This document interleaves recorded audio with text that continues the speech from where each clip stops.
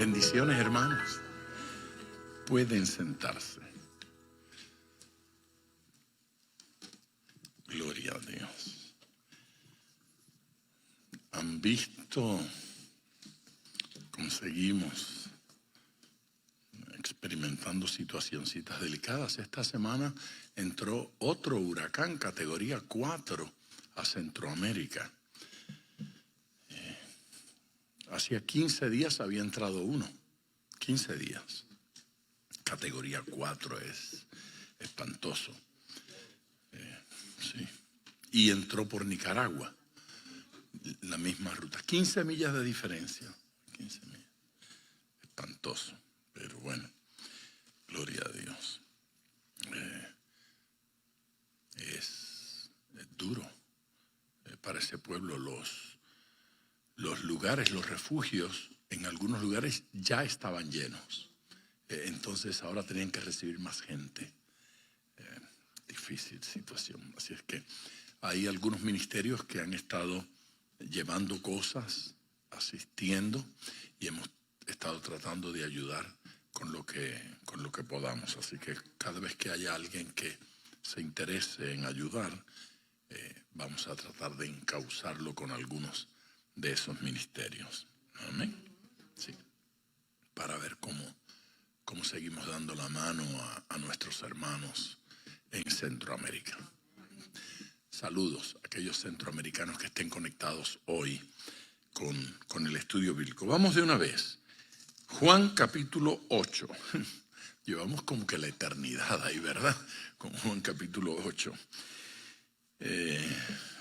Hoy creo que vamos a terminar con Juan capítulo 8. Vamos a entrar a Juan capítulo 9. La preexistencia de Cristo. Respondieron entonces los judíos y le dijeron: ¿no decimos bien nosotros que tú eres samaritano y que tienes demonio? Esto no comenzó muy bien, ¿verdad? Esto no comenzó muy bien. Jesucristo, en el caso nuestro fue la semana pasada, pero esto realmente acaba de suceder hace unos segundos. Jesucristo acaba de hacer una declaración que yo llamé la bomba. Jesús tiró la bomba después de haber estado razonando con ellos acerca de lo que ellos creían y de cómo ellos veían las cosas. Jesús finalmente le dijo: ustedes son de vuestro padre el diablo. ¿Sí? Son del diablo. Le está hablando a gente que siente que su experiencia religiosa es única y que ellos tienen cierto tipo de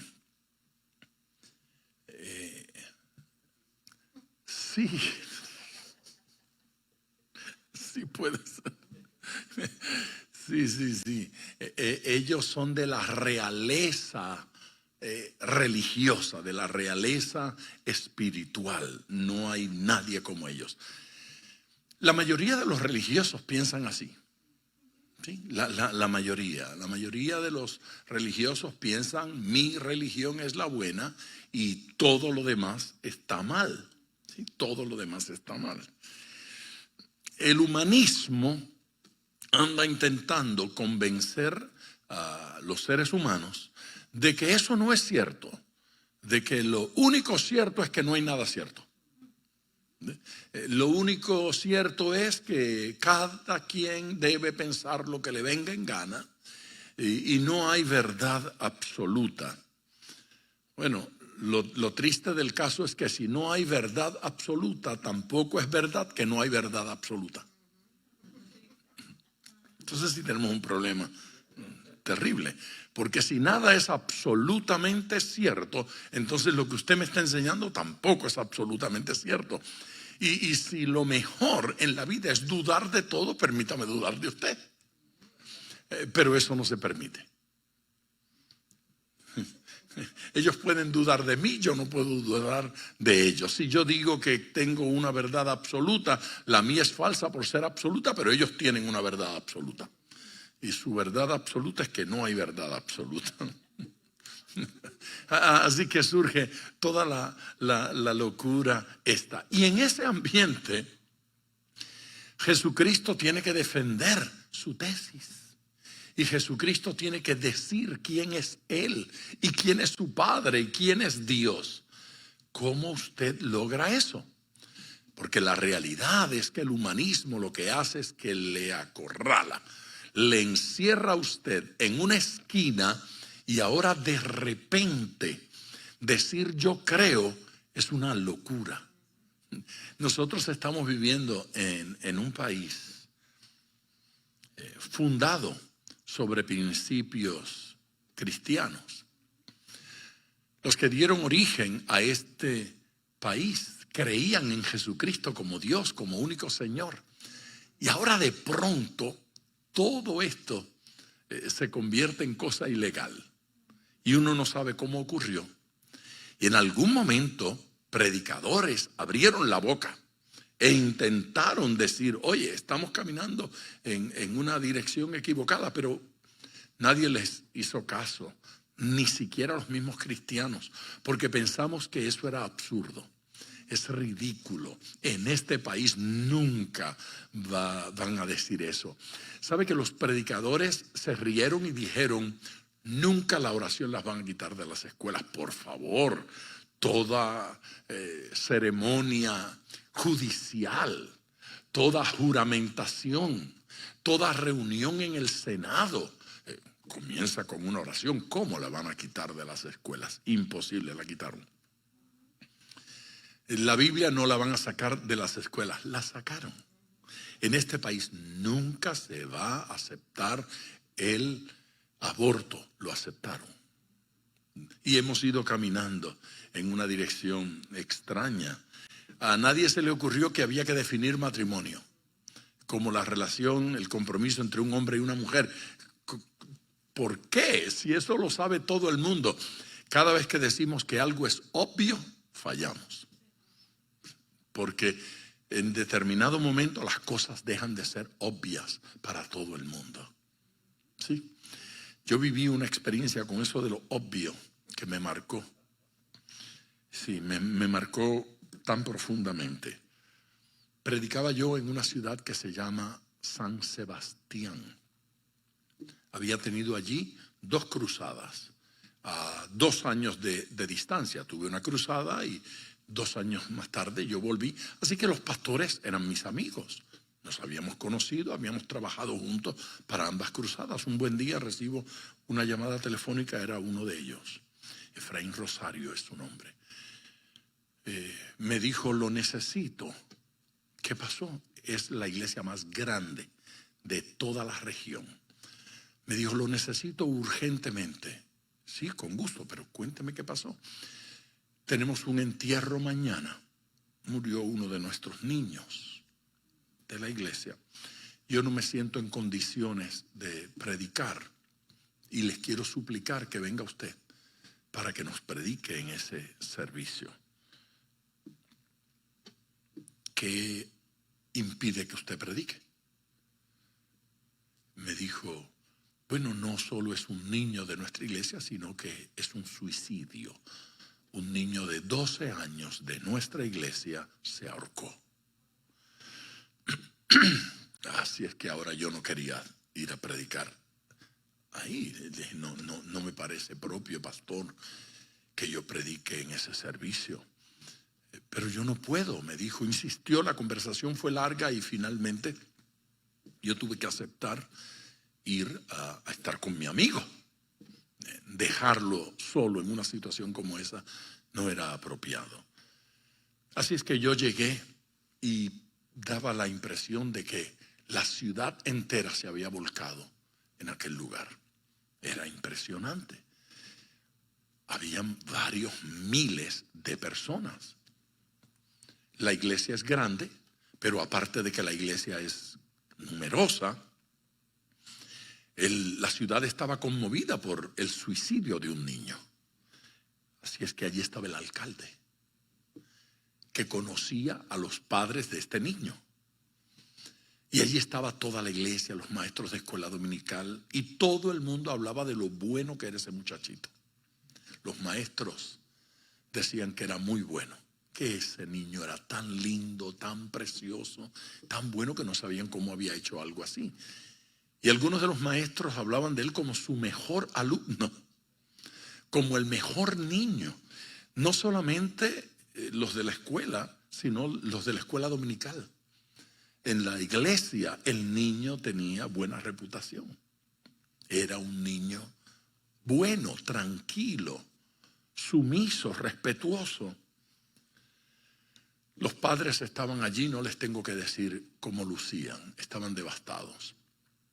Su mamá trajo un trocito de papel para que yo lo leyera antes de predicar.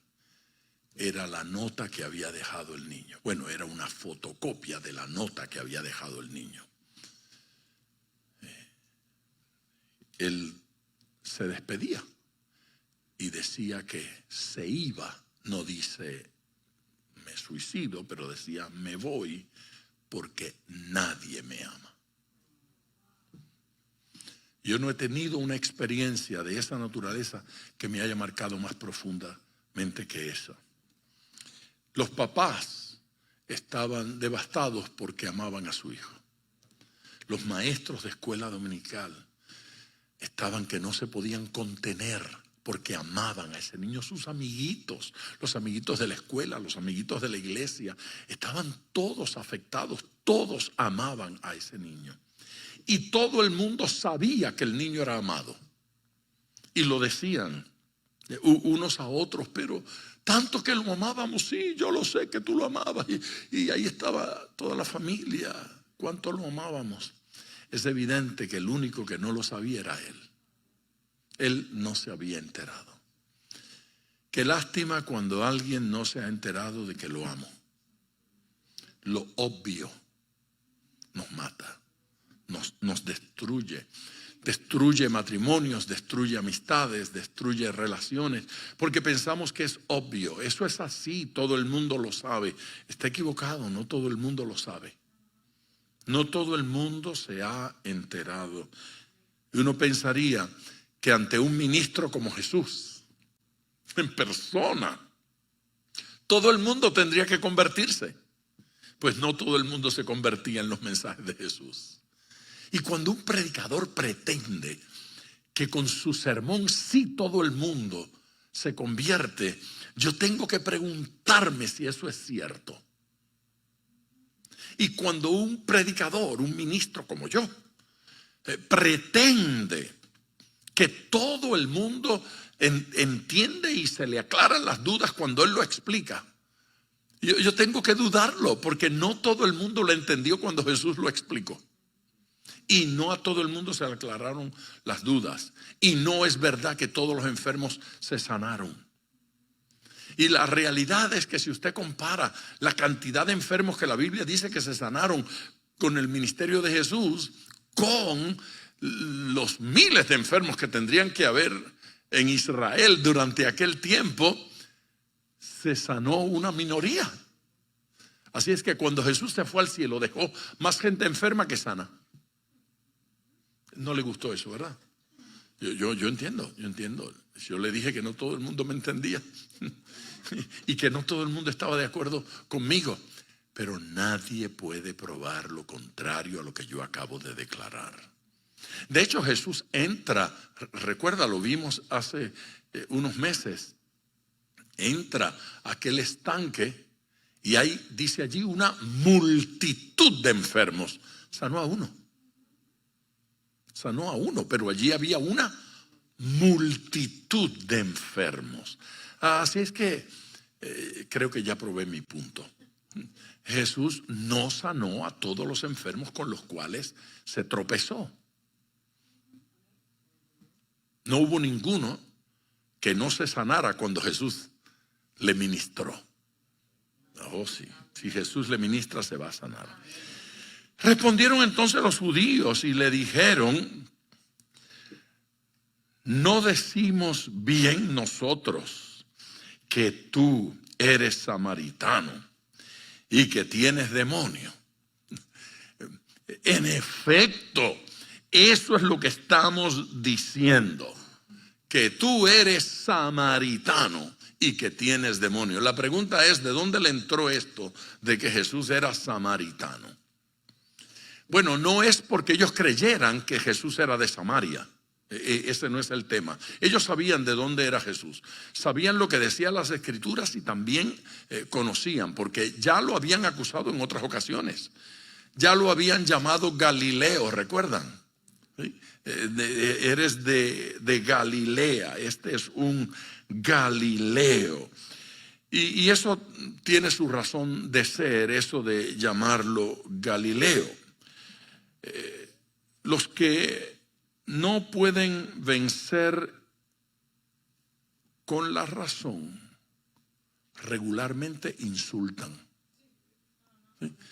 Cuando usted está discutiendo con alguien y sus argumentos son tan buenos que lo neutralizan, la persona pega un grito y le dice alguna cosa fea, le pone un mal nombre, ¿sí? Describe un defecto físico que usted tenga, dice alguna grosería de su mamá y usted dice, no estábamos hablando de mi físico, ni estábamos hablando de mi familia, pero por alguna razón la persona decide decirle alguna cosa. Puede aludir al color de su piel o a su raza o al país de donde usted viene. ¿No es cierto? Sí, tú eres de, sí, claro, tenía que ser de, o a su sexo. Nunca vio a alguien que cuando una persona iba manejando y le hizo una travesura, dice, tenía que ser.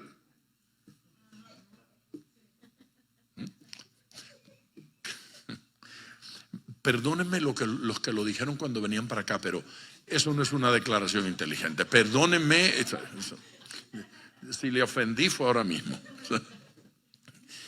No es inteligente pensar que todos los de tal país son, o los de tal raza son. Eso no es inteligente. No es inteligente pensar que todos los gordos, los flacos, los altos, los bajos, los blancos, los negros, los chinos. No es inteligente eso. No es inteligente. Porque uno se deja arrastrar por ese prejuicio y de pronto se encuentra un santo de ese grupo.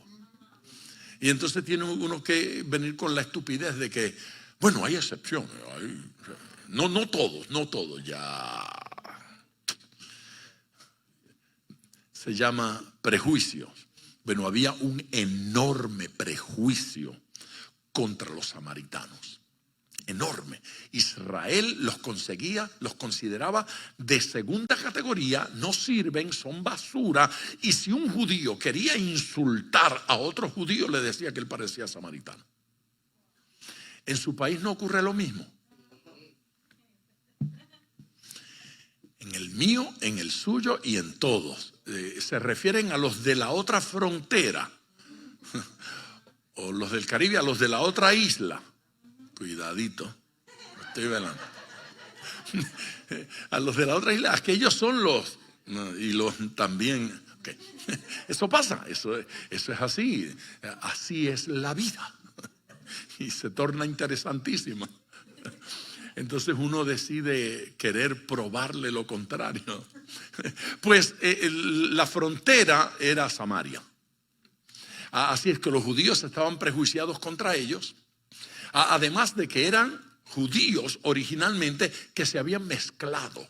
Así que no era una raza pura. Eran mezclados. Era la hez de la tierra. Lo peor. Así es que esta gente está discutiendo con Jesús y no pueden ganar la discusión. No pueden competir con la sabiduría de Jesucristo. ¿Quién puede? ¿Sí? Así es que ellos deciden insultar a los samaritanos. No diga lo que usted está pensando, pero es lo mismo que en su país dicen del otro bando. Lo hemos dicho, tú eres un samaritano. Lo insultaron y dijeron una segunda cosa. No solo dijeron que era samaritano, sino que tienes demonio. Samaritano endemoniado. Sodemonio. samaritano endemoniado.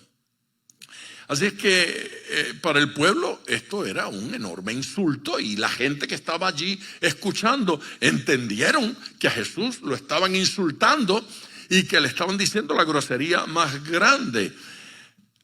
Al llamarlo originalmente en otros capítulos del mismo libro, Galileo, lo identificaban con algo despreciable.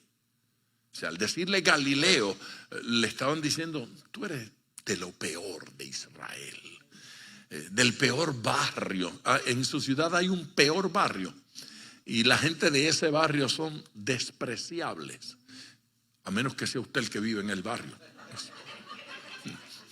Pero hablan de ese barrio. Bueno, Galilea era esa región. Galilea. ¿Se acuerdan aquel al que llevaron a Jesús para que lo juzgara y dijo: Galilea es su región y no es de mi jurisdicción? ¿Sabe? Yo no cubro esa zona. Devuélvanlo, por favor, a Poncio el Piloto, diga el Pilato. Al llamarlo Galilea, lo estaban despreciando, pero cuando lo llamaron samaritano, lo estaban llamando malo. Ok, entendamos esto. El Galileo es despreciable, pero el samaritano es malo. Ellos le están diciéndole a todo el que está allí: el tipo no solo es despreciable, es malo. La cosa triste de esto es que usted no puede ser Galileo y samaritano al mismo tiempo, a menos que alguien lo quiera insultar, bien insultado. ¿Sabe? Después que le mentó su pariente más cercano, después dijo: yo no, la mamá tan decente y tan sinvergüenza. Dios, pero si me dijiste hace un rato que yo era ¿cómo es que mi mamá es decente y puede al mismo tiempo ser todo lo que usted dijo que era? Los insultos no son lógicos. No siempre tienen sentido, pero tienen efecto. Y esto es lo importante. Lo que ellos estaban diciendo no era muy lógico, pero tiene un efecto. Tiene un efecto en el que ve, tiene un efecto en el que oye, tiene un efecto en todo el que está allí. Y luego dicen que tiene demonio. ¿Sí? Y eso de que tiene demonio tiene varias implicaciones. Por un lado, ellos estaban diciendo que Jesús tenía acuerdos con el diablo. Ve, la idea no es simplemente el poseído que cae al suelo poseído por el demonio, sino ese que tiene acuerdos con el demonio es un satanista y tiene poderes por el demonio, y Satanás le confiere cosas. Ellos están diciendo que Jesús tenía cierto tipo de acuerdo con el mismo diablo, que estaba poseído por un espíritu inmundo, y que esas cosas que se manifestaban en él se manifestaban por Satanás. Ahora, Satanás daba consejería, arreglaba vidas, traía gente al arrepentimiento, sanaba enfermos. ¿Qué es esto? Se les complica la cosa. Yo le estoy diciendo que los prejuicios y los insultos no son lógicos. Ok, mire para acá. No le haga caso. Sesión de consejería profunda. No le haga caso. Si usted registra todo lo que una persona dice de usted y usted va para allá a buscarla, para confrontarla, ¿y por qué dijiste que yo? ¿Y por qué dijiste? Se vuelve loco. No le haga caso. Sí, yo no quiero enterarme de lo que la gente dice de mí. Y si se lo dicen a usted, no me lo pase, que no me interesa. No voy a hacer nada al respecto. ¿Sí? La gente dice cualquier cosa de cualquiera. Y si están molestos, se le ocurren unas cosas impresionantes. ¿Sí? Acuerdo con el diablo, poseído por espíritus. De alguna manera lo están identificando como un enfermo mental. El tipo es paranoico, tiene doble personalidad, delirium de persecución, esquizofrenia, todas las cosas, todos los males están en él. lo que querían era nublar su carácter, lanzar humo, mancha sobre el carácter de Jesús, que la gente no lo viera como lo que él era. Satanás es un experto utilizando terminologías para cambiar la forma en que la gente piensa. Y uno de los instrumentos principales del diablo es el diccionario. La definición de términos en el diccionario ha ido cambiando a través de los años. Y usted se sorprenderá hacer un estudio de una palabra, cómo varió en una década, en 2 décadas, en 3 décadas. Y hoy significa lo contrario a lo que significaba cuando yo era un niño. O usted. No voy a decir por viejo, no. Yo leí el diccionario. Es impresionante cómo ha cambiado. Uno de estos días les voy a traer 2 o 3 ejemplos, pero hoy no tengo el tiempo. Hablar mal es dañino. Perseverar en ello es peor. Usted no puede evitar decir mal en algún momento. Se le puede zafar la lengua, malinterpretó, maljuzgó, no entendió bien y dijo algo impropio. Eso es dañino. Eso daña. Perseverar en ello. Ser obstinado y no querer decir me equivoqué, yo maljuzgué, no es cierto, esa persona no es así. Cuando es intencional, tiene el propósito de destruir. Pero Jesús respondió. Y aquí dice que respondió Jesús: yo no tengo demonio. ¿Qué dijo Jesús? Yo no tengo demonio. Lo que están diciendo no es verdad. Antes honro a mi Padre y vosotros me deshonráis. Yo honro a mi Padre y ustedes me deshonran. ¿Echa de menos algo en la respuesta de Jesús? No, ahora lo va a echar de menos. No se defendió de lo de samaritano. ¿Qué tal? Aclaró lo de demonio, pero no lo de samaritano. Porque hay que tener mucho cuidado con eso. Mucho cuidado. Si a usted le dicen que usted parece extranjera del país ese, decía, ¡hey! Usted lo usa. ¡Ay, yo no! Imagínese, a usted le dicen colombiano. Usted le dice colombiano. Yo, colombiano, reprendo al diablo. Y mire, Adriana, cómo reaccionó. ¿Cuál es tu problema con que luzca colombiano si te están diciendo un piropo? ¿No es cierto? ¿Qué pasa, boricua? Yo no soy boricua, compadre. Yo toco salsa, pero soy chileno, dijo Cristian. Entonces, los puertorriqueños todos incómodos. ¿No es cierto? Porque el chileno rechazó. Jesús no podía defenderse de eso. Jesús ignoró el comentario. ¿Sí? Yo le dije que había que ignorarlos. Jesús lo ignoró totalmente. ¿Por qué lo ignoró? Bueno, yo tengo por lo menos 2 razones por las cuales Jesús lo ignoró. Una de ellas, hace unos capítulos Jesús estaba en Samaria. ¿Sí? Una mujer se convierte apasionada. Va y busca a la gente, vienen ellos, se convierten también. Jesús acaba de tener una experiencia maravillosa con los samaritanos. Jesús sabía que los samaritanos no eran todo lo que aquella gente decía. Es más, los samaritanos habían creído con mayor pasión que los judíos. Amén. Pero eso no es la única razón. Yo tengo una segunda razón. Jesús había utilizado a un samaritano como modelo de bondad en una de sus parábolas, ¿se acuerdan? La parábola del buen samaritano. Entonces, Jesús no había utilizado al samaritano como modelo de malo. Jesús había dicho, no, le voy a contar la historia de un samaritano. Y toda la escena, el samaritano es el bueno.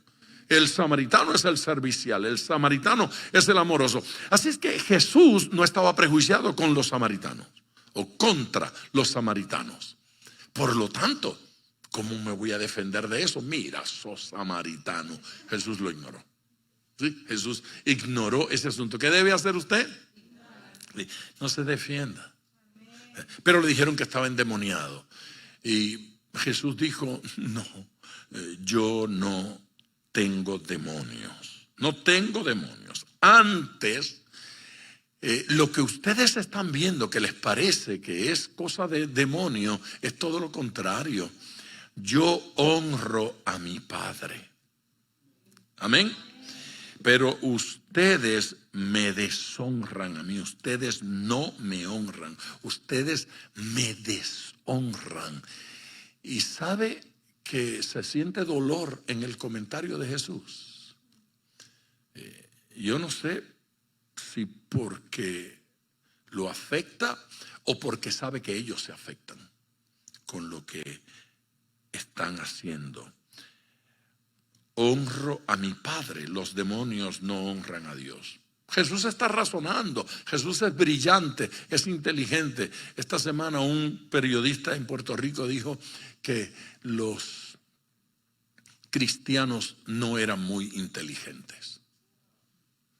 Él se debe haber olvidado que Pascal era cristiano, ¿verdad?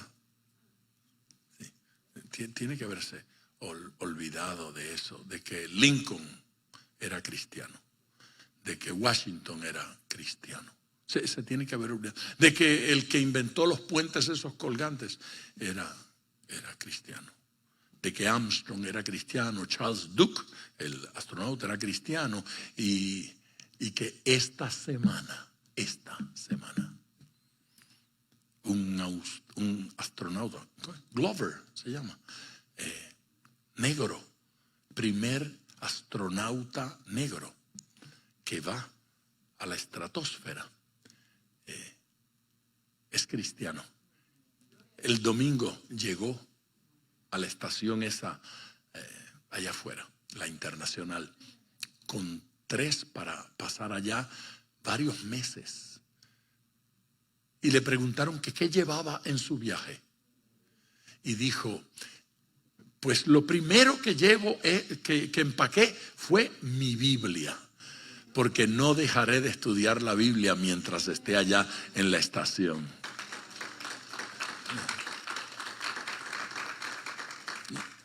Yo no sé si es la del pescador la que lleva, pero en caso de que no, se la tengo que y dijo, y llevo unas copitas, porque no hay culto presencial en nuestra iglesia, sino que participamos a través del internet, y cuando el pastor da la Santa Cena, nosotros la tomamos, y yo voy a tomar la Santa Cena el próximo domingo que hay Santa Cena en nuestra iglesia. Yo no sé si allá en la estratosfera alguien había tomado la Santa Cena, pero tengo que escribirle al boricua y explicarle lo bruto que son los cristianos. No le haga caso. Amén. No le haga caso. Honro a mi Padre. Los demonios no honran a Dios. Así es que, ¿cómo es que yo tengo un pacto con los demonios y estoy endemoniado, pero yo honro a mi Padre? Es un argumento razonable, es un argumento inteligente. Siempre honro al Padre. Amén. Siempre. Jesucristo siempre puso en alto a su Padre. Siempre habló de Él como lo más grande, a quien Él miraba, de quien aprendía, ¿no es cierto? A quien obedecía. Jesucristo se ocupó de eso. En la Trinidad no hay problema. Entonces la gente dice, ve, Jesucristo siempre habla del Padre como el más grande. Es que usted no ha escuchado hablar al Padre. Si usted escuchara hablar al Padre, el Padre estaría hablando de lo maravilloso que es el Hijo. De lo maravilloso que es. Y usted sentiría por un momento que Jesús es el mayor. Se llama amor.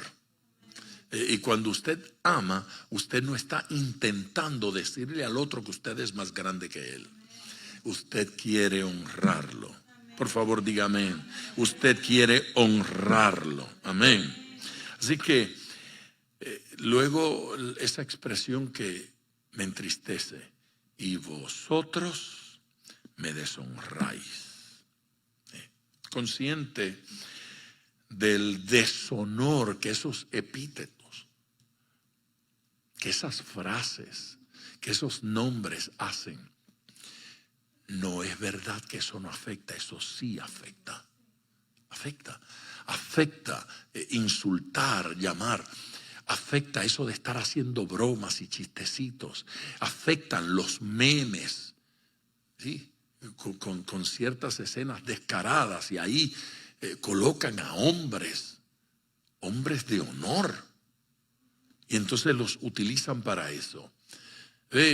Cuando Brown estaba buscando cómo produzco un libro que se venda bien, entonces agarró a dos grandes de la historia. No es cierto, a dos grandes, y uno de ellos fue Jesús. Así es que a inventarse una historia de amor entre Jesús y María Magdalena, simplemente para vender más.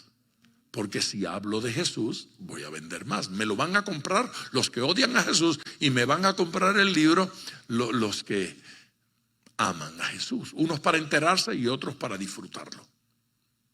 Unos para atacarlo.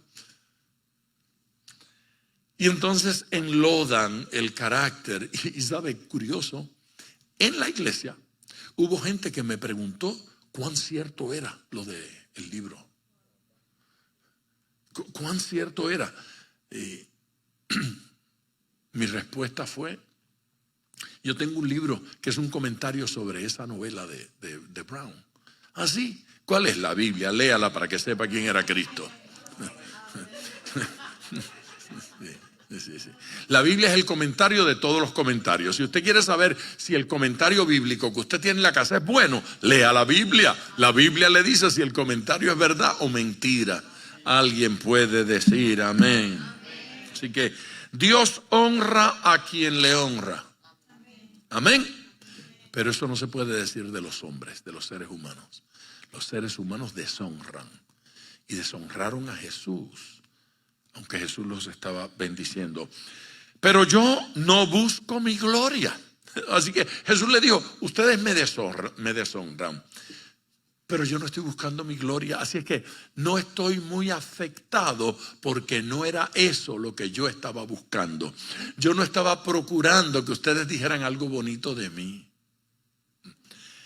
Yo tuve una campaña en México, en una ciudad que se llama Atzala.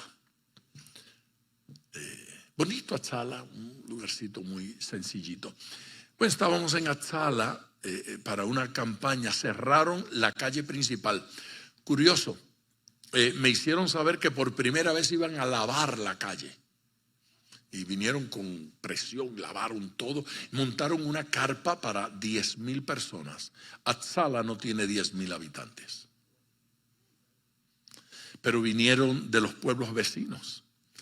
La carpa se llenó y no fue suficiente, gente quedó fuera. Atzala, creo que fue en el 99, no me acuerdo, por allá fue.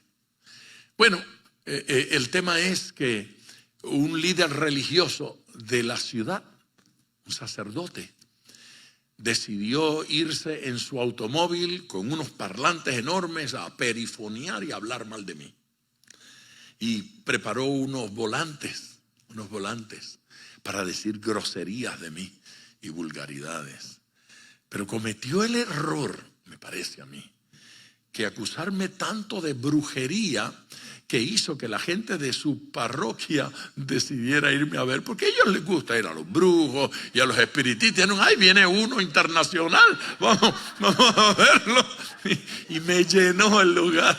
Entonces uno de los pastores, Marcelino Olivares, me decía: ese cura está hablando feo de usted. Y le dije: pero me va a llenar la carpa, va a ver, porque a la gente le gusta conocer a los prestidigitadores y los espíritus. Van a Las Vegas y pagan por verlo, y ahora se lo trajeron internacional gratis bajo la carpa en la calle. Vengan a ver brujería de la buena. Así es que si deshonra, pero no se preocupe mucho que Dios honra a los que le honran. Amén. Así que Jesús dijo, no, yo no estaba buscando que éste me alabara. Para mí lo más lógico del mundo es que el diablo hable mal de mí. ¿Sí? Usted buscaría una carta de recomendación en la oficina del diablo. El diablo no tiene nada bueno que decir de usted. Así es que cuando habla mal de usted, es porque usted es bueno. Si usted no sirviera, él lo alabaría. Pero cuando usted sirve, él no puede decir nada bueno de usted. Pero yo no busco mi gloria, hay quien la busca. Eso es un comentario interesante. No. Yo no estoy hablando de que hay gente que busca gloria. No. Estoy hablando del versículo. Yo no busco mi gloria, hay quien la busca. Jesús dice, hay alguien que busca mi gloria. Yo no la busco, yo sé de alguien que la busca y juzga. El versículo dice, hay alguien que la busca y juzga. Está hablando de su Padre. El que se encarga de buscar gloria para mí no soy yo. ¡Ey! Ustedes se dieron cuenta que yo busco gloria para mi Padre. Claro. Bueno, pues entérense de esto. Él busca gloria para mí. Yo se los había dicho hace un rato y ustedes no me creyeron. Ahora lo está diciendo Jesús. Yo les había dicho a ustedes que la razón por la cual usted veía a Jesús todo el tiempo glorificando al Padre y pensaba que esto era one way, era porque usted no había oído al Padre. Pero Jesús nos lo está explicando. Oye, yo no busco gloria para mí, yo busco gloria para mi Padre. Pero hay uno que busca gloria para mí, mi Padre. Y cuidadito que Él juzga. Así que le está diciendo, por lo que ustedes han dicho, los van a juzgar.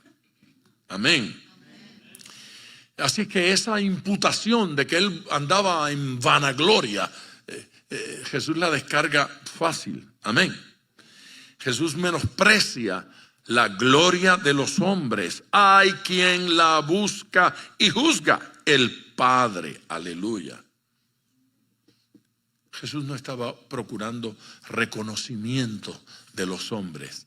No lo procure usted tampoco. Porque la realidad es que el reconocimiento válido es el de Dios.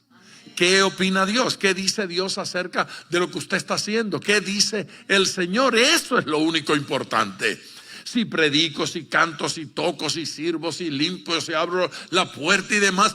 Lo importante es descubrir qué está diciendo el Señor. Y el Señor se va a encargar de honrarle. Dios se va a encargar de honrarle. Dios se va a encargar que llegue el reconocimiento que tiene que llegar. Diga amén. La humildad precede al verdadero honor. Siempre. La humildad, anótelo. La humildad precede al verdadero honor. Dios no honra a los engreídos. Si me van a regalar un reloj que sea Rolex Presidente, y si me van a regalar un carro, no me regalen porquería. ¿Qué locura es esa? ¿Qué le pasa? Está enfermo. La humildad precede al honor y a la honra. La vanagloria precede a la caída. El orgullo precede a la caída. Se enorgullecen, se sienten la gran cosa. Espérelos en el camino. Deje la cámara encendida que lo va a ver caer. Lo va a ver caer. Porque siempre el orgullo precede. De cierto os digo que el que guarda mi palabra nunca verá muerte. Y si usted piensa que él había dicho algo explosivo, ahora dijo algo más explosivo. Primero le había dicho que ustedes son de vuestro padre el diablo, pero ahora está hablando de los hijos de Dios, de los creyentes, y dice, nunca verá muerte. ¿Qué es esto? nunca verá muerte. Y el de cierto os digo, le da un tono de solemnidad. Doquiera usted encuentre esa expresión, de cierto os digo, eso da un halo, un ambiente, una atmósfera, un clima. Solemnidad. De hecho, ese es en hebreo el gran amén, amén. ¿Sí? Amén, amén. Así será. De cierto, en efecto, afirmo que el que guarda mi palabra, ese amén, amén es para que atiendan, es para que miren, es para que sepan que lo que les voy a decir es grande. No lo tomen superficialmente. El que guarda mi palabra nunca verá muerte. Jesús está afirmando la inmortalidad de los cristianos. Ay, dígale a alguien que es inmortal, míralo. Digo, si tiene cara de cristiano, dígale, tú eres inmortal. Tú eres inmortal. Si tiene cara de santo, si no tiene cara de santo, dígale, cuídate que lo tuyo viene. Te quedan 3 afeitadas, más o menos. Ese amén, amén hace que esto lo tomemos con mucha seriedad y fuerza, como ustedes ven que el creyente no solo recibe la palabra, porque el versículo dice, el que guarda mi palabra. Así es que no solo la recibe, sino que la retiene. Hay gente que la recibe y la olvida. De corta duración. Por aquí entra y por allá sale. Oyó la palabra, la escuchó, pero no la retiene. La palabra hay que retenerla. La palabra hay que guardarla. Amén. Así es que la guarda, o sea, la obedece. La palabra se pone en práctica. Y cuando la palabra se pone en práctica, uno no la olvida. Usted me oyó. Uno no la olvida. Así es que la tiene y la retiene. Eso es en la memoria, razonablemente. Y eso es en el corazón, con amor. La palabra es razonable y se entiende y se puede entender. No escuche esas tonterías de que no, cometa un suicidio intelectual y crea. No hay que cometer un suicidio intelectual porque Jesús lo explica muy bien. Amén. Él lo explica muy bien y se puede comprender. Y hay que retenerla en el corazón. Hay que amar lo que el Señor dice. Eso no significa otra cosa, sino que la palabra en nuestras vidas tiene que ser norma. Tiene que ser guía, tiene que ser dirección. La norma de nuestras vidas tiene que ser la palabra de Dios. ¿Cierto? Dice, nunca verá muerte. Bueno, en el capítulo 5 había dicho, lo leímos hace como 3 meses. Había dicho que el que cree ha pasado de muerte a vida. No era así. Ha pasado de muerte a vida. Así que de la verdadera muerte ya salió. Tiene vida y vida que no se acaba. Amén. Y Él da vida eterna y la vida eterna se recibe ahora. Si ya tengo vida eterna, la muerte no tiene poder sobre mí. Entonces la gente dice, pero pastor, póngase inteligente que la gente se muere como quiera, aunque sean salvos.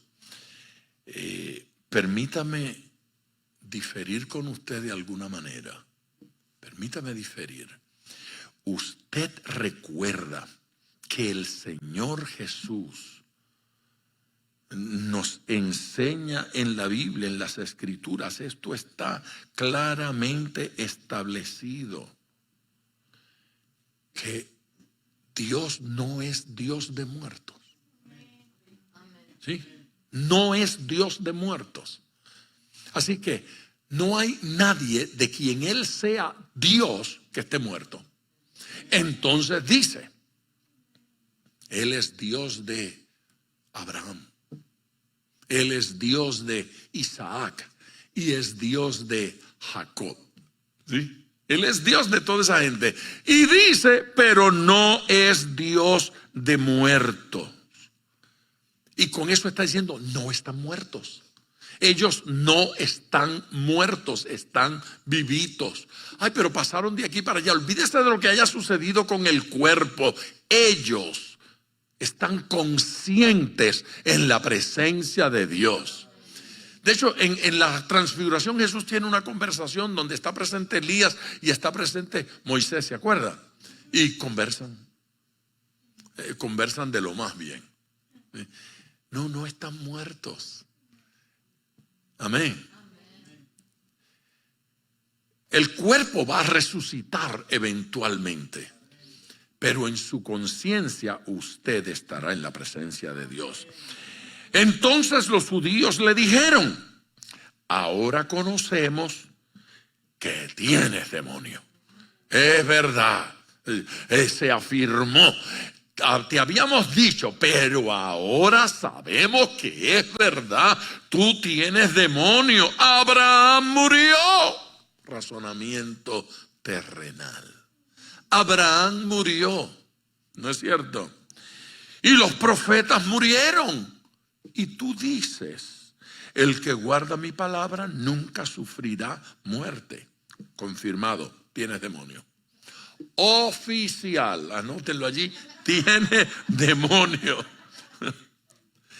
Bajo otras circunstancias, si lo hubiese dicho otra persona como yo, esto hubiese sido objeto de risas. El punto quedó probado. Abraham murió, los profetas murieron y tú dices que tendrán vida eterna. Estás loco, te patina la cabeza. El problema es que Jesús tenía una vida y una conducta que había que tomar en cuenta. Este es el que caminó sobre las aguas.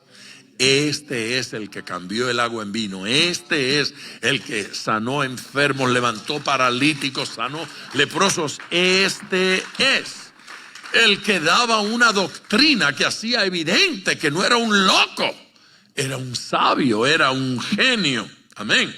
Así es que el razonamiento tenía algo de lógica, pero se deshizo ante la presencia de Jesús.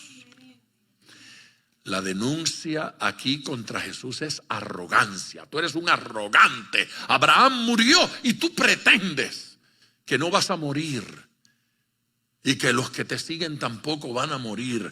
La denuncia es arrogancia. ¿Sí? ¿Sabe que casi se huele en ese comentario de ellos el capítulo 5 de Génesis?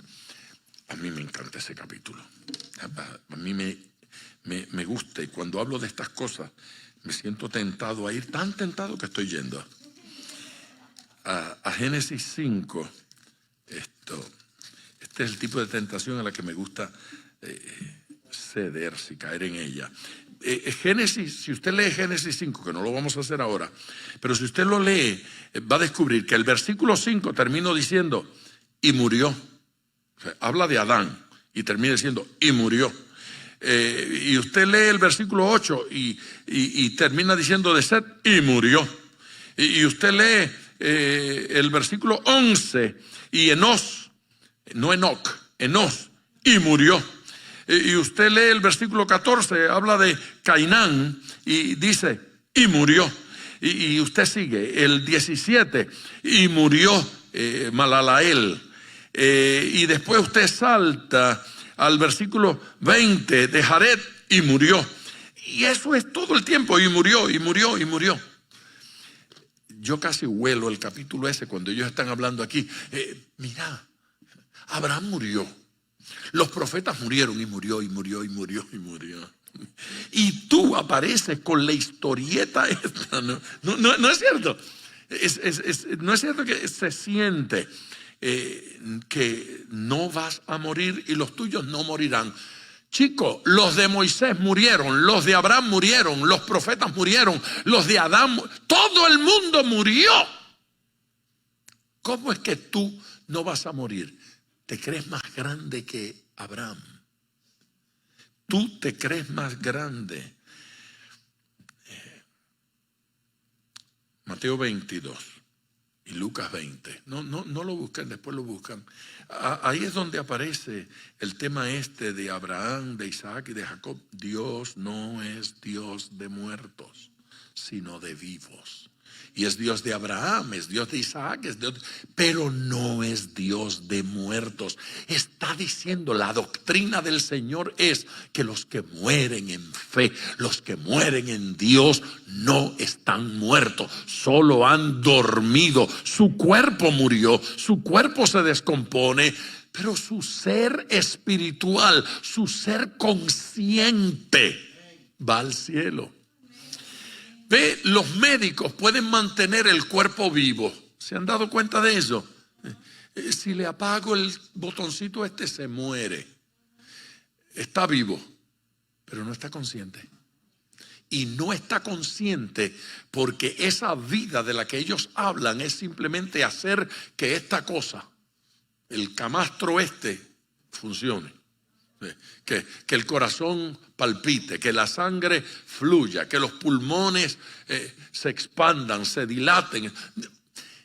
Pero eso no es vida. Cuando el Señor habla de vida, el Señor está hablando de algo más importante que eso. Así que el ser consciente abandonó el cuerpo. Yo recuerdo mi primera experiencia de muerte con una hermana de nuestra iglesia. Murió y yo estaba tan triste. Yo comenzaba en el pastorado, era mi primer año como pastor. Y murió esa hermana y yo no sabía qué decir. Y yo fui allá y me paré frente a la caja y yo decía, ay Dios mío, ¿qué yo digo? Y yo tenía 20 años. No, 19 años. Era un niño. Yo no sé por qué dejan que los niños pastoreen. Era precoz, niño precoz. Y yo tembloroso, metí la mano en la caja esa. Fui metiéndola poco a poco hasta que le llegué a la mano. Lo que le toqué fue el antebrazo. Y cuando yo toqué el antebrazo, yo dije, ay no, esto está vacío. Ella no estaba allí y yo lo supe. Yo dije, no, ella no está aquí. Esta cosa no es ella. Con razón se ve tan fea. Aquella cosa dura, rígida, fría, vacía. Ella no estaba allí. Se había ido. Amén. Ella estaba consciente y presente en otro lugar, en otra dimensión. Y yo ese día pude predicar con alegría. Y lo dije, no está aquí. ¿Sí? Ella está viva en la presencia del Señor. Yo he podido predicar con fe durante estos casi 50 años, diciendo en cada lugar y en cada entierro, no está allí, yo lo sé. Así es que Jesús dijo, no morirán. Y el que cree en mí no va a haber muerte. Alguien aquí que le tiene miedo a la muerte, ya no le tiene que tener miedo. No va a morir. Estará consciente en la presencia del Señor. Alguien que le dé gloria a Dios. La acusación sigue. ¿Eres tú acaso mayor que nuestro padre Abraham, el cual murió? ¿Y los profetas murieron? ¿Quién te haces a ti mismo? Esta gente estaba equivocada, pero equivocada por mucho, ¿sí? Por mucho. En primer lugar, no todos los profetas murieron. Enoc no murió. Está ahí en el capítulo 5. Y no dice que murió, dice que fue traspuesto, trasladado, llevado. Señor lo llevó. Elías tampoco. ¿En qué se fue Elías? No. Allí dice que había un carro de fuego, pero no se fue en el carro de fuego, dice que se fue en un torbellino. Interesante, ¿verdad? Había un carro de fuego por allí, pero él no se fue en el carro de fuego, se fue en la tromba marina, esa sin marina, en un torbellino. Interesante. Se fue, el Señor se lo llevó. Para mí lo más lógico era que se fuera en el carro de fuego, que fuera resguardadito, pero no, yo no necesito eso. Son trampitas así por no entretenerse acá. para que esto sea más divertido. Escúcheme, por favor. No todos los profetas murieron. No todos. Número 2. Esta gente tenía que estar consciente que había algo más grande que los profetas. Si ellos estaban esperando al Mesías. Y entonces ellos están hablando como que lo más grande es Abraham. Lo más grande es Moisés. Lo más grande son los profetas. No, si ellos habían estado explicando todo el tiempo que lo más grande era el Mesías, que habría de venir. Y lo estaban esperando, pero ahora se les olvidó. ¿Sabe por qué se les olvidó? Porque el Mesías estaba allí. Usted quiere ver uno que ora de mentiritas, ¿sí? Diciéndole que si Dios le hablara, él se convertiría, y que si Dios lo tocara, él le entregaría la vida. ¿Y por qué usted no se convierte? No, si Dios me toca, el día que Dios me toque, el día que Dios me habla, viene un culto, Dios le habla, se estremece, no se convierte. Se abre la Biblia y el mensaje es todo para usted. Y no se convierte. No se convierte. Porque esto no es un problema del intelecto, es un problema del corazón. No ama a Jesús con todas sus fuerzas. Así que habría que preguntarle a esta gente, ustedes que dicen que lo más grande, y que si este se cree gran cosa, se está ¿qué tal del Salvador? ¿Qué tal del Mesías? ¿Qué tal del dador de la vida? No es el dador de la vida más grande que aquellos que la recibieron. Oiga esto, respondió Jesús: si yo me glorifico a mí mismo, mi gloria nada es. Mi Padre es el que me glorifica, el que vosotros decís que es vuestro Padre.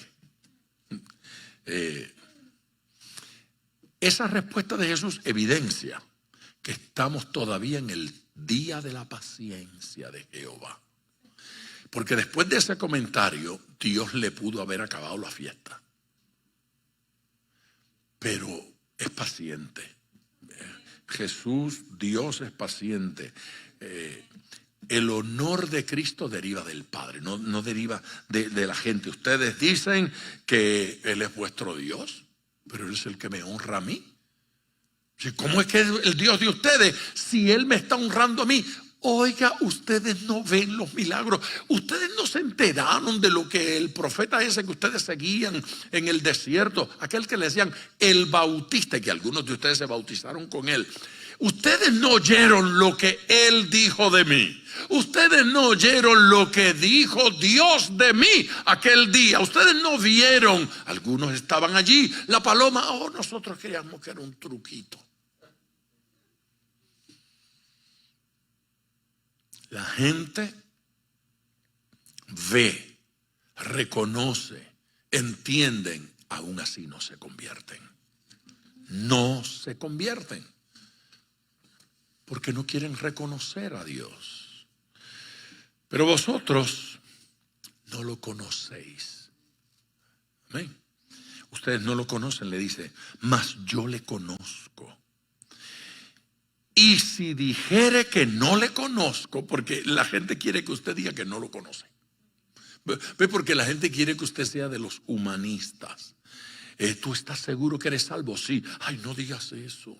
Uno no está seguro de ninguna cosa. Bueno, usted no estará seguro, yo estoy seguro que soy salvo. ¿Cómo tú sabes que Dios existe? Porque sí, porque es real, porque está en mi vida, porque está en mi corazón, porque yo hablé con Él esta mañana y me contestó. ¿Qué tal? No diga eso, usted es una persona que se ve inteligente. No diga eso, no hable así como. Entonces Jesús dijo, ustedes quieren que yo diga que no lo conozco, pero están equivocados, porque yo sí le conozco. Los que lo conocen digan amén. Pero vosotros no le conocéis, le dijo a aquellos, mas yo le conozco. Y si dijere que no le conozco, sería mentiroso como vosotros. Sí, es bueno, porque se la dieron bien chévere, ¿verdad? Sí, se la dieron. Ustedes quieren que yo me meta en el club de ustedes, de los humanistas, que no creen nada, nada es absoluto. Óigame, esto es real. Yo conozco a mi Padre Celestial. Así es que, pero le conozco y guardo su palabra. ¿No le parece interesante que Jesús diga, yo le conozco y guardo su palabra? ¿Ha visto que algunos dicen que le conocen pero no guardan su palabra? El que dice que lo conoce pero no guarda su palabra, no lo conoce. Esto de conocer a Dios tiene que ver con el compromiso con Él. No se trata con saber que existe. Recuerden aquello de que los demonios creen y tiemblan. Ellos saben que Dios es real. Eso no significa que se convierten. Tienen una información y la información es válida. Pero si no afecta mi corazón para que yo le siga, no es real. No tiene efecto. Decían que eran de su padre, pero sin razón alguna. No podían explicarlo de forma razonable. Jesús sí, aún hoy muchos dicen lo mismo. ¿A qué se deben estas falsas pretensiones? ¿A qué se debe que sigan diciendo, sí, yo lo conozco, sí, yo amo y conozco a Dios, pero no lo siguen? Esa pretensión se debe a ignorancia de quién es el verdadero Dios. ¿Quién es el Dios verdadero? Si conoce al Dios verdadero, le sirve. Ante el amor de Jesucristo nadie puede resistirse, nadie. Pero vosotros no le conocéis. No puede negar Jesús que lo conoce porque es real la experiencia. Y aquel que conoce al Señor de verdad, su experiencia es genuina. Su experiencia es auténtica. Entonces no puede decir que no lo conoce. Tiene que decir, lo conozco. ¿Tú eres cristiano? Sí. ¿Y tú crees que Dios es real? Ajá. ¿Y usted cree que está en su corazón? Ajá. ¿Y usted cree que va a resucitar? Yes, sir. ¿Usted cree en el cielo? Dígaselo con efectos de sonido y todo. La evidencia de conocer a Dios es guardar su palabra. Vamos al versículo 56. Abraham, vuestro padre, se gozó de que había de ver mi día. Y lo vio. Y se gozó. Ok, mire para acá. ¿Qué no dice allí? Allí no dice lo que algunos teólogos pretenden que dice. Allí no dice que Abraham está en el cielo y que está consciente de que Jesucristo allá en la tierra es el Mesías, Salvador. No, no, no. Si eso fuese lo que dice allí, entonces el verbo tendría que estar en presente. ¿Verdad, maestra? Tendría que estar en presente. Entonces, diría que se está gozando. ¿Sí? Porque está viendo. Pero dice, lo vio. Lo declara en pasado. Eso no está sucediendo en ese momento. Él está hablando de algo que ocurrió en Abraham cuando Abraham estaba aquí. Abraham lo vio por la fe. Abraham miró hacia adelante y vio ese día. Vio que el Mesías habría de venir. Lo creyó y lo vio a la distancia y se gozó. O sea, Abraham no tuvo que esperar a que ocurriera para gozarse. Abraham miró en la fe y vio que era real, que el Mesías vendría a salvar a los que ya habían creído y los que habrían de creer. La cruz del Calvario apunta en dos direcciones: hacia el futuro para los que creen y creerán, y hacia el pasado para los que ya creyeron y murieron creyendo. Amén. Amén. Así es que Abraham se gozó al saber que aquello habría de ocurrir. Le fue mostrado de alguna forma. Antes voy a hacer un comentario, pero antes de eso, estaba leyendo que ese capítulo 17 de Génesis, donde a Abraham se le dice, se le ha dicho lo de que Dios le iba a dar naciones y que Sara iba a concebir y que iba a tener un hijo y que para el año que viene, para esta fecha, vas a tener un hijo y pondrás su nombre Isaac. ¿Se acuerdan de eso? Y dice allí que Abraham se rió. Bueno, la versión aramea de eso dice claramente que lo que sucedió allí fue que Abraham se regocijó.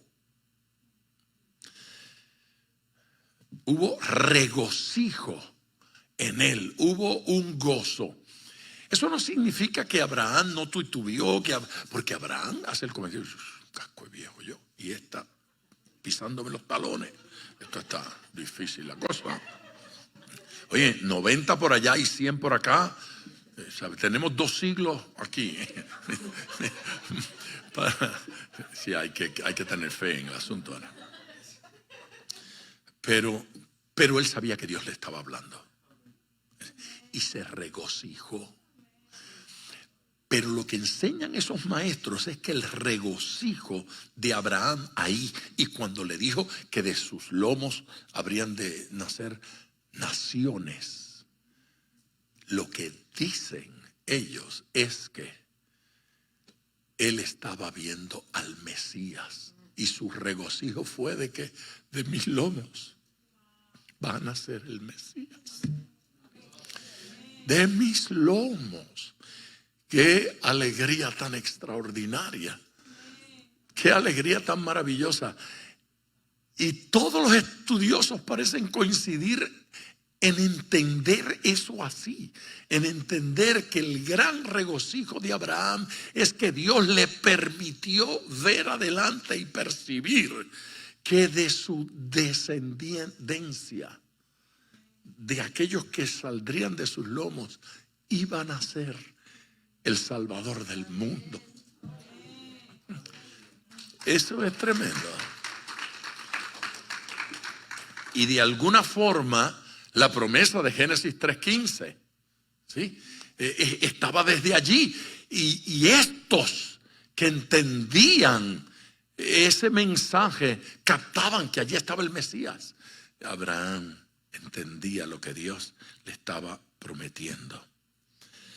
Abraham, vuestro padre, se gozó de que había de ver mi día. Y lo vio. No tuvo que esperar, sino que lo vio allá en el pasado. Y se gozó. Aleluya. Mire, Hebreos 11:13. Eso es un versículo para considerarlo. Conforme a la fe murieron todos estos sin haber recibido lo prometido, sino mirándolo de lejos. Y dice que saludando, Abraham saludó desde allá por la fe. No lo vivió, no estaba allí, pero lo vio de lejos, dice Hebreo, lo vio de lejos y saludó la ciudad. Y eso es como diciéndole, yo voy para allá. Prepárese que voy en camino. Yo llego. Amén. Yo voy a estar con todos ustedes en esa ciudad. Estaba aquí en la tierra todavía, pero ya estaba viendo. ¿Sí? Yo a veces sueño con el arrebatamiento. Y hay momentos que estoy tirado ahí en la cama, orando por ahí, y me quedo en una esquina pensando, ¿cómo será ese día? A mí me parece que lo veo, ¿sí? Como si estuviera allí. Entonces le dijeron los judíos, aún no tienes 50 años. Jesús tenía 30 y algo. Aún no tienes 50 años. Algunos dicen, tal vez por el maltrato se veía más viejito. No, hombre, esa bobería. Estos estaban, ¿cómo es? Apostando a la segura. Déjame no ponerlo muy jovencito, no sea que 50 para que esté ahí. Ni tienes 50 años, todavía no has cumplido 50 años y has visto a Abraham, que murió hace siglos. Has visto, no entendían nada, no entendían nada. Jesús les dijo: de cierto os digo, amén, amén, digan amén, amén, amén. De cierto os digo, oiga, antes que Abraham fuese, yo soy. Eso se llama la tercera bomba atómica. La primera le dijo: ustedes tienen demonios. La segunda le dijo: los que me siguen no van a ver muerte. Los creyentes no van a morir. Y ahora acabó. Si faltaba algo, eso es lo que llaman the cherry on top. Se lo puso. Coronó, dicen en cubanes. De cierto os digo, antes que Abraham fuese, yo soy. Mire, yo solo voy a hacer un comentario de este versículo, uno nada más, porque después de esto uno no duerme, y es los verbos. O sea, el que le quede alguna duda de lo que Jesús estaba diciendo, vaya a los verbos. Abraham fuese, pasado. Antes que Abraham fuese, la sintaxis correcta aquí de esta oración va así: antes que Abraham fuese, yo fui. Antes que Abraham fuese, yo era. Pero eso no es lo que dijo. Antes que Abraham fuese, yo soy. Jesús no sabía hablar, no sabía conjugar los verbos. ¿Por qué Jesús no dijo: antes que Abraham fuese, yo era? O antes que Abraham fuese, yo fui. No, él dijo: antes que Abraham fuese, yo soy. ¿Sabe que estos judíos entendieron lo que Jesús estaba diciendo? Jesús estaba hablando de Éxodo. Vamos allá y terminamos. Regálame un minuto. Ya yo hablé con la policía y le dije que los de aquí no pueden ser arrestados.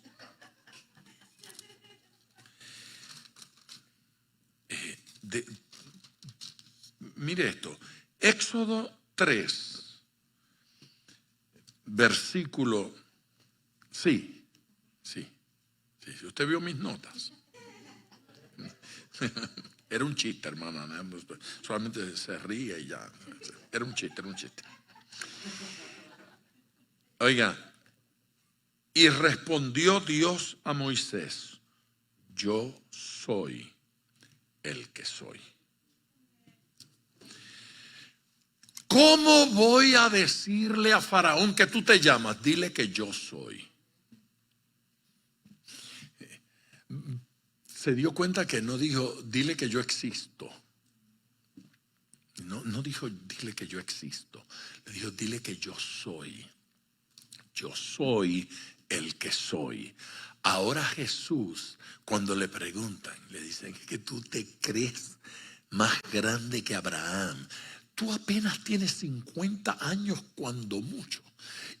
Abraham murió hace siglos y tú dices que tú lo conoces. ¿Cómo lo vas a conocer? A menos que seas el joven centenario, milenario. ¿Cómo? Entonces Jesús le responde suavecito, con la silente bomba atómica: antes que Abraham fuese, yo soy. Está utilizando la misma frase de allá, egoemi. Yo soy. El eterno presente de Dios nunca comenzó a ser, nunca dejará de ser, nunca comenzó a existir, nunca dejará de existir. Decir que Él existe o existió o existirá es limitarlo. Por lo tanto, Él nunca va a decir algo así de sí mismo. La expresión es: yo soy. Amén. Yo soy el que soy. Yo soy el que nunca fui ni seré, siempre soy. Siempre yo soy. No, Jesús no estaba equivocado y ellos lo entendieron. Por eso es que el próximo versículo dice: tomaron entonces piedras para arrojárselas. Pero Jesús se escondió y salió del templo atravesando por en medio de ellos. ¿Quién lo entiende? Y se fue, porque aún no había llegado su hora. Porque ellos lo quieren apedrear. Si parece que había dicho cosas peores antes. No, es que ellos están entendiendo la expresión. Este ser se acaba de hacer igual a Dios. Este individuo acaba de decir que Él es el de Éxodo 3. Él es el que se le reveló a Moisés. Él está diciendo que es el eterno, el que siempre fue. Jesucristo se acaba de confesar delante de ellos como el Dios todopoderoso. Yo soy el Dios todopoderoso. Fuera de mí no hay. Yo creé a Abraham, no Abraham a mí. Esto es poderoso. Jesús sale del templo, camina y se encuentra a un hombre ciego de nacimiento. Y surge una pregunta extraordinaria. La pregunta fue: oye, ¿quién pecó? ¿Este o sus padres para que naciera ciego? Porque sabes, si es ciego de nacimiento, tiene que ser por el pecado de alguien. ¿Quién pecó? ¿Él o fueron sus padres? ¿Usted sabe quién pecó? ¿Sabe quién pecó? El miércoles próximo yo le voy a decir quién fue el que pecó. Llegue temprano. El miércoles yo le digo si fue este o sus padres. ¿No les parece interesante la pregunta? No se pierdan la respuesta. Léase completo el capítulo 9. Léaselo completo, porque vamos a aludir a él. ¿Usted tiene una ofrenda para el Señor? Sí.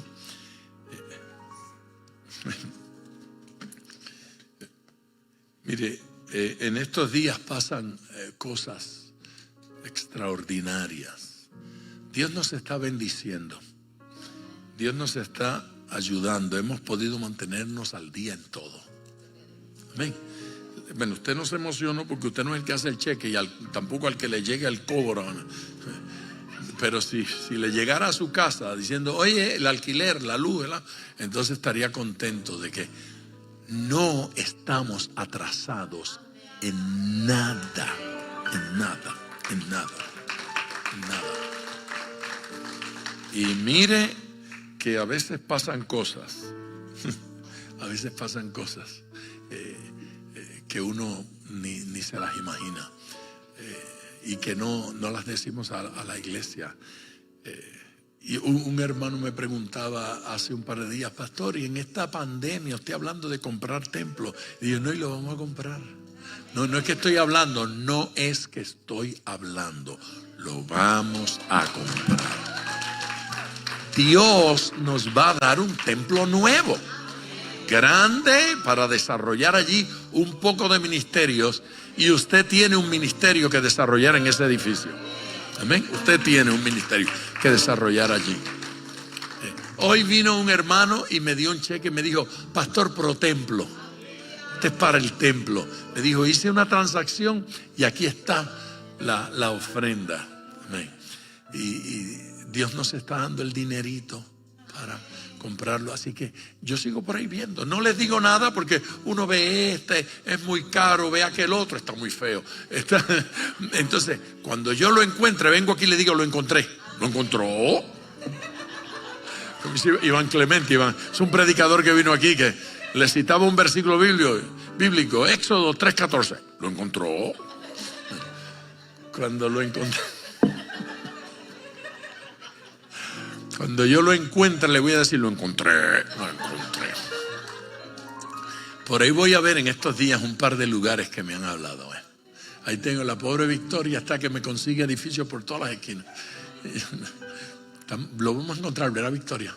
Lo vamos a encontrar, estamos buscando. Bueno, así que sigan orando. Pero ese hermano llegó tempranito y me dijo, tenga, pastor, eso es para lo del templo.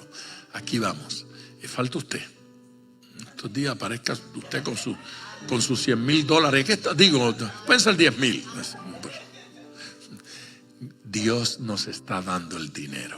Dios lo está haciendo. Gustavo Adolfo me llamó y me dijo, llamó un hermano que da una ofrenda de $1,000 y pico todos los meses para la iglesia. Llamó para decirnos que con esto de la pandemia su negocio no está muy bien, así que no va a poder dar el dinero por algún tiempo. ¿Qué hago? Y, bueno, búscate un part-time, mijo, para que sustituya. Eso fue un chiste.